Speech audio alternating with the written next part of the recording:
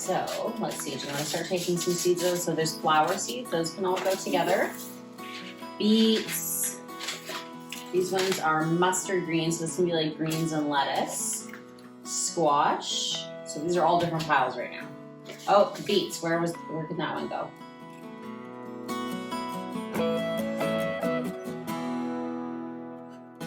So today we are getting all of our seeds organized because it is time to get some of them planted.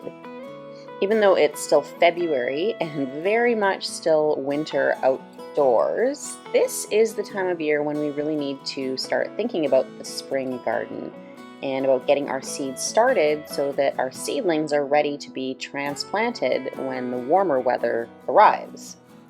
So we're starting out by organizing our growing seed collection and deciding what we are actually going to grow this year. From there, we'll get our lights set up, and then we will get our first round of seeds started for the season. So at some point in every gardener's life, they find themselves with more seeds than they have space available to plant them all. And as we're heading into about our 6th year or so of growing our own vegetable garden at home, we have definitely hit that point. So the plan today is to get some of our seeds started. We're actually late on starting our onion seeds, and we really want to get our pepper seeds started too because they take a long time to grow, and we want to give them, the best possible start and the longest possible time to grow and produce food in our garden. So those are seeds that we want to get started indoors right away. We're also going to be starting on our tomato seeds and our broccoli and brassicas. But before we can do that, we really need to just get organized. So we've kind of pulled out all of our seeds. We got a seed order this year. And then we also have seeds that were left over from last year. We have our own seeds that we saved from certain plants. So we just got seeds all over the place. So we really just need to take a look at what we actually have here first. And we've organized them into various piles so that they kind of fit together. So for example, we've got all of our peas and beans and anything in the legume family together. We've got carrots, beets, radishes, root vegetables, onions, leafy greens, right? Lettuce, spinach, that kind of thing, squash, brassicas, herbs, and so on. So we've already organized them into piles, but we need to take a look at the date first of all, because as seeds get a little bit older, their germination rate goes down.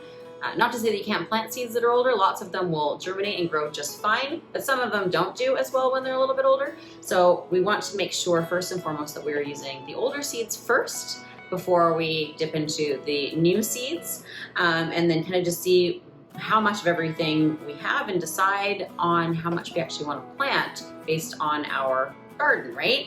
Because it can be really easy at this time of year. Gardeners get really gung-ho when, we're getting ready to kind of get seeds started in the spring with all these wild dreams of what we're gonna grow, and it can be really easy to go a little bit overboard and start too many seeds. So, because even though they're just this tiny now, they do grow. And so it's really easy to start an entire pack of like 40 tomato seeds, but those get bigger very quickly. And if you don't have space for them all, first of all, indoors, if you're starting your seeds indoors, and outdoors when you're ready to transplant them, then you're gonna find yourself in a little bit of trouble. So that's what we're gonna do now. We're gonna bring the whole family in and we're gonna get our seeds organized and decide on exactly what we're growing this 2021 gardening season. Okay, so we're gonna do these. We're gonna try both of these. We're just gonna do one each, right? Okay. So after we organized our seeds into categories like leafy greens, tomatoes, root vegetables, etc., we sat down as a family and decided which seeds we actually wanted to plant this year. Then we reorganized the seeds. So we put any packs of seeds that we know we won't be growing away. Then we took the remaining seeds and organized them into 2 general categories. So one category of seeds that need to be started indoors, and the other with seeds that need to be direct sown outdoors. From there, we organized them based on when they needed to be started. So for seeds that need to be started indoors, things like onions, peppers, tomatoes, lettuce, and broccoli, those type of things need to be started first, whereas cucumbers, zucchinis, melons, and winter squash, we start indoors a little bit later in the spring. Things like peas and radishes get direct sown outdoors early on, followed by carrots, beets, and other root veggies, and then finally our beans. Then, once all of our seeds were organized, all that was left to do was to get some of them planted. So we decided to use these cell trays this year for our onion seeds. So usually we just broadcast our onion seeds in one large tray filled with soil, and then when it comes time to actually transplanting the seedlings, we just have to transplant them out one by one and kind of break them up, which is a bit of a nightmare because planting out onion seedlings, they're like little blades of grass, so it can be quite tedious. So this year we're going to try planting a few seeds per cell in the cell tray, and then when we need to transplant them, we'll just pop the clump out of each individual cell and then thin out the onion seedlings as needed and plant those. For our other seeds, we use, like with our broccoli and our lettuce seeds, we're going to use these different type of small little seed starting pots, which I'll show you in just a minute. And then for our peppers and our tomato seeds, we actually pre-sprout them, which I will also show you how we do that.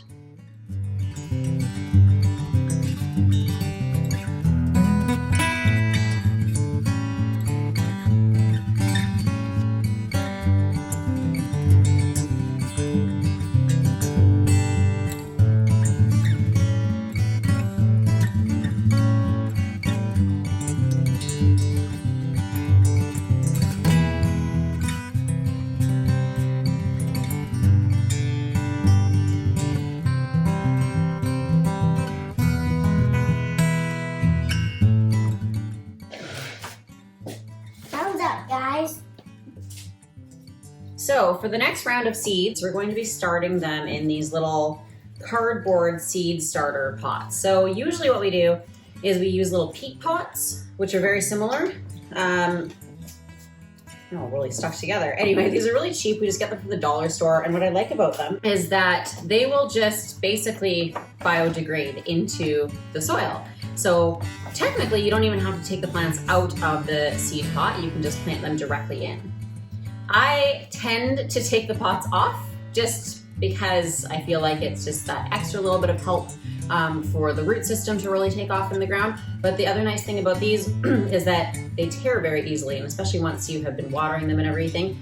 So rather than trying to kind of get them out or squeeze them out of a plastic pot, then when it comes time to transplant my seedlings, I just kind of tear off the outside pot and I can place them in without disturbing the roots. So I just use some of these aluminum trays, which you can see we have used over and over and over again over the years. Some of them are pretty dirty. And I've got, hold on, we'll do one at a time. This one old, rusty old, gross baking tray, but it doesn't really matter because it's just for starting seeds on top of it. So that's what we use for these. So we'll start with that one there. Evelyn, would you like to put it in the middle? Mm-hmm. All right.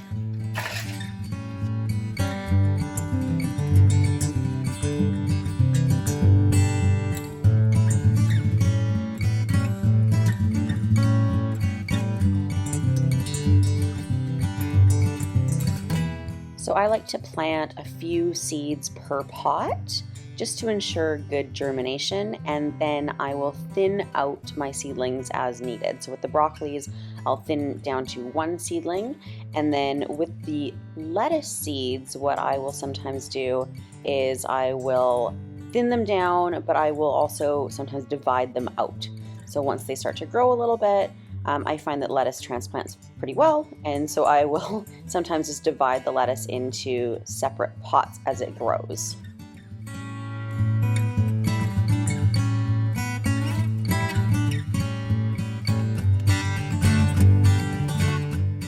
Okay, so for some of our seeds that we're going to be starting for our nightshades. So our tomatoes and our pepper seeds, right? Yeah. What we do is we pre-sprout them. So pre-sprouting them essentially is just getting them to open up and start to sprout before we put them into any soil so that they can start to turn into a seedling. The way that we do that is by sandwiching them in a folded piece of paper towel that has been wetted. Yeah, if you don't mind. So we're going to start with our red bullthorn sweet tooth peppers here. So what we want to do is just spread them out so that they're not touching each other so that they've got, you know, just a little bit of space in between so that when they do sprout, they don't tangle around each other quite so easily, which definitely does happen. We usually have that happen every year, that we've got to separate a couple as we put them into the pots later. So once they're like that, I fold this paper towel in half, and then I kind of fold it smaller so that it'll fit into a little sandwich bag. So, you know, just so that it's as small as the footprint of the seeds sitting inside there. So pretty well just like that. So now that they're in there and they're nicely spaced out, and that's going to be held together nicely, I'm going to soak this paper towel. Just like that. And then I'm going to flip it over. I'm going to do the same thing to make sure that both sides are nice and moist. So you want this to be damp but not saturated. So you don't want it to be dripping when you pick it up, but now you can see with them being wet, you can actually see all the little seeds in there. Which as they start to sprout, we'll actually be able to see them sprouting in there. And then we put them into a little sandwich bag. Normally we use like a little Ziploc bag for these, but for the time being, these are the only ones we've got. So what I'm gonna do is just take this guy. The easiest way I find is to actually fold it in half to get it into the bag first. Just like that, and then unfold it so that it sits flat.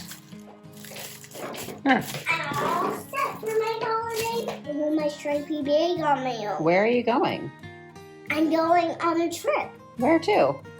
Your office. Ooh, all right. Stay Do it. safe. I will. Bye. Goodbye. Bye. Anyway. Okay, moving on. So we got that guy in the bag. I'm just going to use the little flap on here. This is normally where I would use, like, if you're using a Ziploc, you would zip it up so that it stays fairly well sealed. The reason why you do that is you want to keep that moisture in there so that they don't dry out. You'll actually see little sprouts starting to come out of each of the seeds. At that point, you can put them into the little pots in some starting soil and wait for them to get strong enough to transplant. So now that we've got this in the bag, I'm just gonna use a Sharpie. I'm gonna write on the outside of the bag what this one was. These are our red bull's horn peppers. So we're just gonna put red. And then we're gonna do the same thing with the rest of them.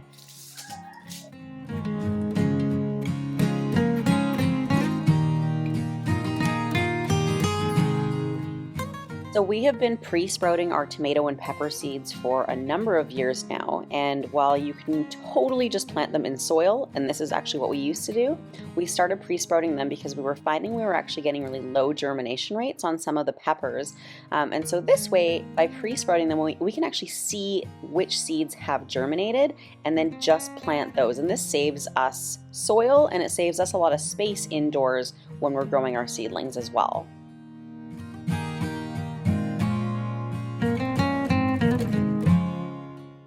Okay, so all of our seeds that we need to start right now anyway have been started. So now, before we actually go and put them in their final resting place indoors, we need to go get our grow light set up. Okay, so we're in my office now, so this is where we keep, we've got one of these metal shelving units. We've got a couple of these actually, so we've got some more, if you can see kind of in behind me there, in our pantry area. And so this is just where we seed start in the spring, and then once those go outside, then this ends up being like extra storage for our mason jars in canning season, and when we're putting food up, and we kind of just shift things around depending on what time of year it is, what season it is, and what we need out of our shelves here. But right now, these are cleared off because we're getting ready to put lights up. So we just have our own like DIY grow light system that we use. We don't use any type of special fancy grow lights or anything. We just use regular old fluorescent shop lights that we string up on some chains, which Ryan's going to be doing the honors of pretty soon here. So we're just gonna adjust the shelves and get them to all the right kind of spacing, all the right height for what we need out of them, and then we're gonna get our lights set up.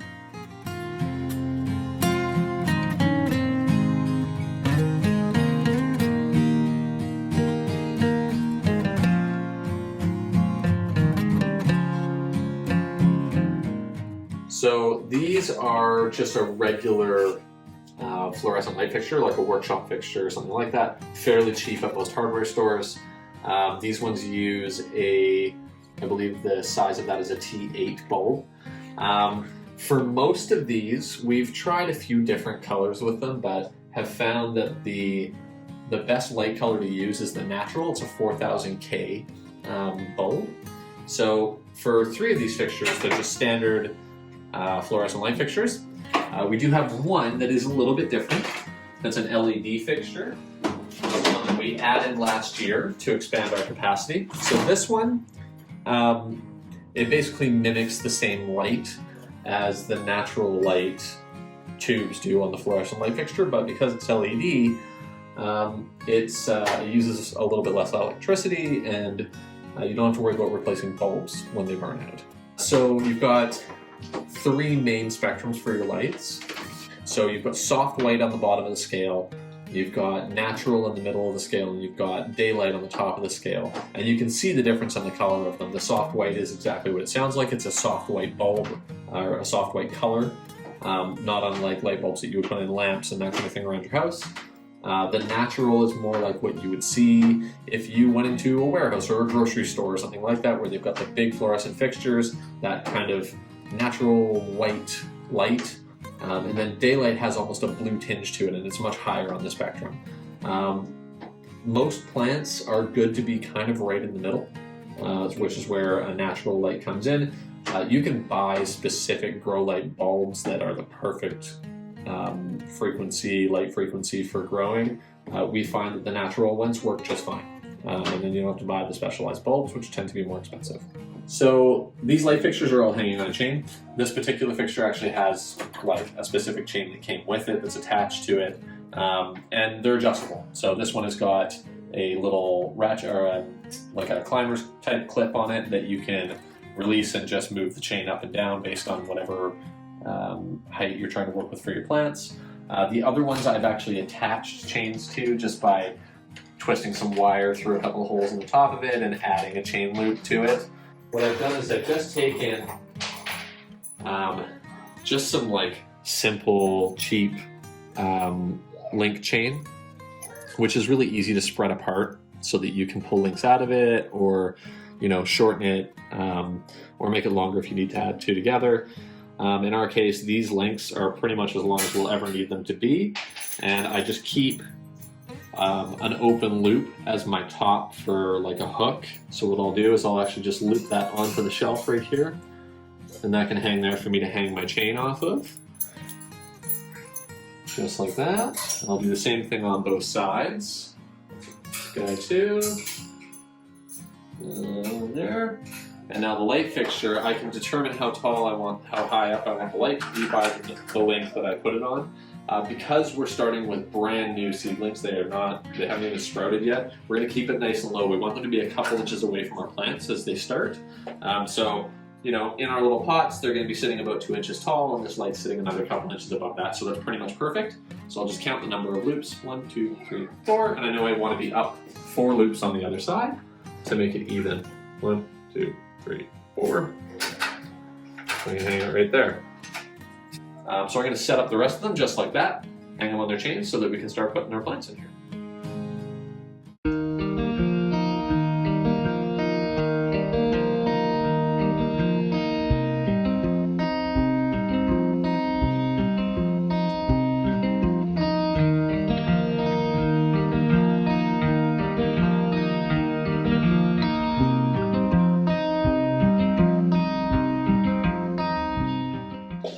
Okay, so now that we have all the lights hung up, the next thing we're going to do is we're going to get them all plugged into the same cord here and put them on a timer.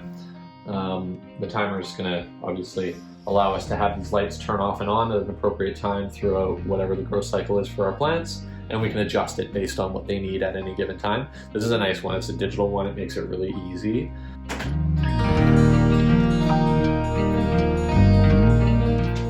So we've already set what our current time is. It's 6:25 p.m. What we're going to do is we're going to set it up so that our lights turn on at 6 o'clock in the morning and they shut off at 9 p.m. So that'll give us, 15 hours of daylight for our new seedlings. We'll change that throughout the growing season to suit the stage of growth that our plants are at. Okay, so we've got our timer set. Now all we're going to do is just turn on our power bar to activate our lights. There you go.